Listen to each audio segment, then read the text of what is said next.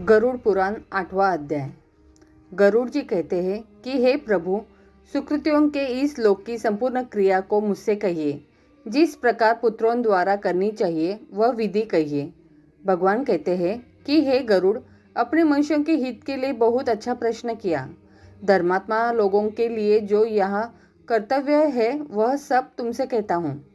सुकृति लोगों को चाहिए कि वृद्धावस्था में अपने शरीर को रोगों से ग्रसित देखकर तथा ग्रहों को अपने प्रतिकूल समझकर और प्राण के शब्द को सुनकर जो शब्द सुनाई देता है वह न सुनाई देने पर जान ले कि अवश्य मरूंगा, तब निर्भय होकर जानकारी में और बिना जानकारी में किए हुए पापों का प्रायश्चित करे।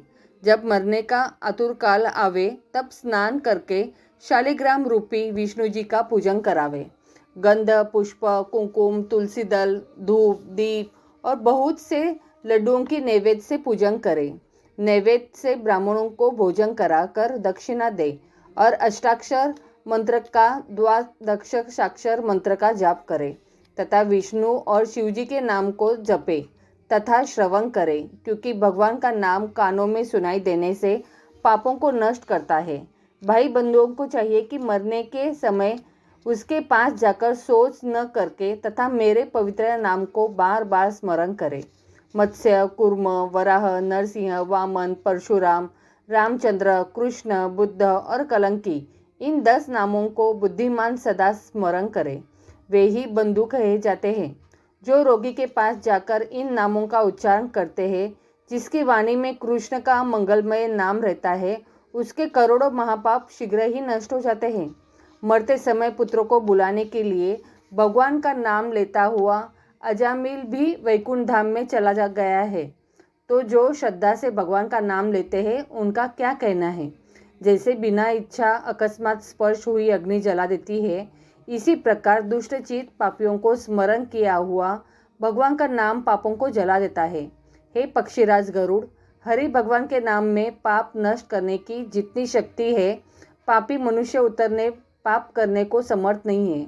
दूतों से यमराज कहा करते हैं कि नास्तिक मनुष्यों को यहाँ लाया करो, परंतु भगवान के नाम स्मरण करने वाले को भूलकर भी न लाया करो, क्योंकि मैं अच्युतम, केशवम, राम, नारायण, कृष्णम, दामोदर, वासुदेव, हरि, श्रीधर, माधव, गोपी वल्लभ और जानकी नायक श्री रामचंद्र को भजता हूँ।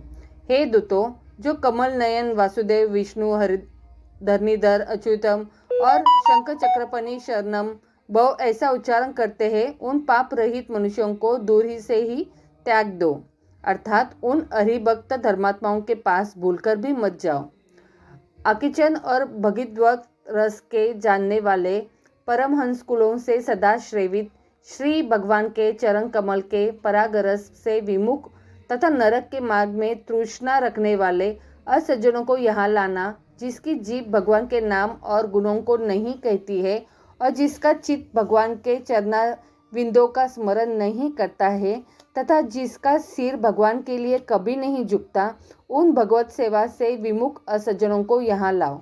हे पक्षीराज गरुड़, इस कारण ये जगत में मंगल रूप भगवान की कीर्तन बड़े भारी पापों का ही एक प्रायश्चित है। भगवान से विमुख बुद्धि वाले को किए हुए प्रायश्चित भी पवित्र नहीं कर सकते हैं। जैसे मदिरा के घड़े को गंगा आदि नदी पवित्र नहीं करती है, कृष्ण भगवान के नाम लेने से जिनके पाप नष्ट हो गए हैं, वे नरक, यमराज और यम के दूतों को भी कभी स्वप्न में भी नहीं है। जो अंत समय में ब्राह्मण को गोदान करता है, वह मांस, हड्डी और रक्त से पूरित वैतरणी में नहीं पड़ता है।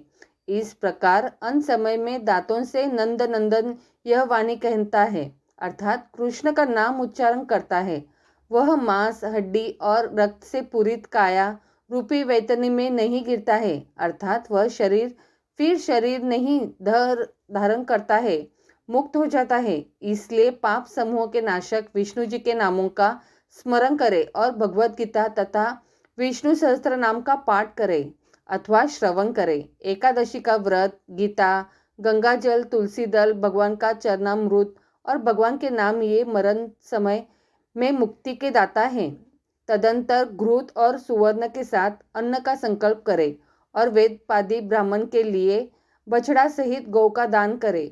अंत समय में जो मनुष्य थोड़ा या बहुत जो कुछ दान देता है, हे गरुड़, वह अक्षय हो जाता है, और जो पुत्र पिता के लिए दान देता है वह भी अक्षय होता है।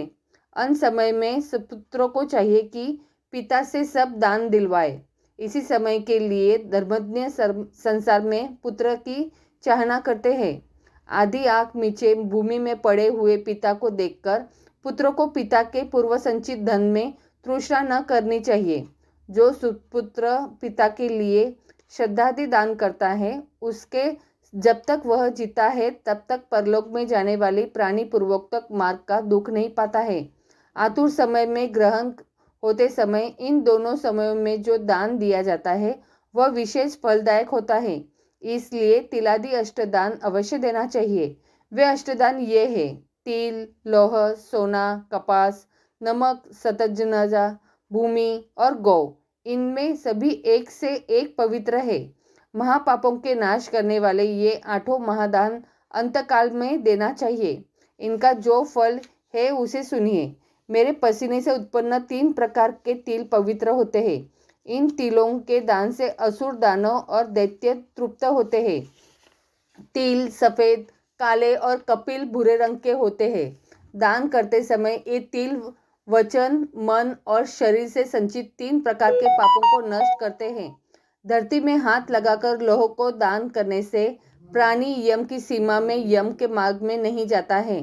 पापी मनुष्यों को दंड देने के लिए यमराज के हथियारों को प्रसन्नता के लिए यमराज के हाथ में कुठार, मुसल, दंड, तलवार और छुरी ये शस्त्र रहते हैं। इन्हीं यमराज के हथियारों की प्रसन्नता के लिए यह दान कहा है। इसी कारण से यमलोक में लोह का दान सुख देने वाला है। उरुना, श्यामसूत्र, सुंडामर्क, उदुम्बर और शेषबल ये महाबलवान यमदूत लोहदान से सुख देने वाले होते हैं। हे गरुड़, परम गुप्त सब दानों में उत्तम दान को सुनिए। उस दान के देने से भूमि लोक, भूलोक और स्वर्गलोक के निवासी संतुष्ट होते हैं। ब्रह्मा आदि देवता, ऋषि लोग और धर्मराज की सभा के सभासद ये सब सेना के दान से प्रसन्न और वरदान देते हैं। इससे प्रेत की मुक्ति के लिए सोना का दान देना चाहिए। ये तात सोना के दान में से यमलोक में न जाकर स्वर्गलोक में जाता है और बहुत दिन तक सत्यलोक में बसकर फिर इस लोक में राजा होता है। तथा रूपवान, धर्मात्मा, बोलने में चतुर, लक्ष्मीवान और बड़ा पराक्रमी होता है। रुई के दान से दूतों को भय नहीं होता है, और जो नमक का दान करता है उसको यमराज से भय नहीं होता है। लोहा, नमक, रुई, तिल और सोना के दान से यमलोक में रहने वाले चित्रगुप्त आदि प्रसन्न होते हैं। सतंजा के दान से धर्मध्वज तथा अन्य तीनों द्वापार भी प्रसन्न होते हैं। धान, जौ, गेहूं, मूंग, उड़द, काकुन और सातवां चना ये 7 धान्य कहे हैं। सुपात्र को विधि पूर्वक गोचर्म के बराबर पृथ्वी का दान करने से मनुष्य ब्रह्म हत्या से छूटकर पवित्र हो जाता है। यह मुनीश्वरों ने दिव्य दृष्टि से देखा है। राज्य में किया हुआ पाप व्रत, तीर्थ यात्रा और अन्य दानों से नष्ट नहीं होता है, किंतु भूमि दान से नष्ट हो जाता है। जो मनुष्य धान्य से भरी हुई पृथ्वी ब्राह्मण को दान करता है वह देवता और दानवों से पूजित हो इंद्रलोक में जाता है। हे गरुड़, अन्य दान थोड़े फल देने वाले होते हैं, किंतु पृथ्वी दान का फल दिन दिन बढ़ता ही रहता है। जो राजा होकर ब्राह्मण को पृथ्वी का दान नहीं देता है वह दूसरे जन्म में गांव में कुटी भी नहीं पाता है और जन्म जन्म में दरिद्र होता है। राजा होने के अभिमान से जो भूमि का दान नहीं करता है वह तब तक नरक में बसता है जब तक शेष जी पृथ्वी को धारण किए रहते हैं। इसलिए भूमिपति को भूमि का दान देना चाहिए। अन्य लोगों के लिए भूमिदान की जगह में गोदान कहा है। इसके पश्चात अंतधेनु, रुद्धेनु, ऋणधेनु, मोक्षधेनु और वैतरणी धेनु ये 5 प्रकार के गोदान विशेष विधि के साथ देने चाहिए। गौ का दान 3 प्रकार के पापों को नष्ट करता है।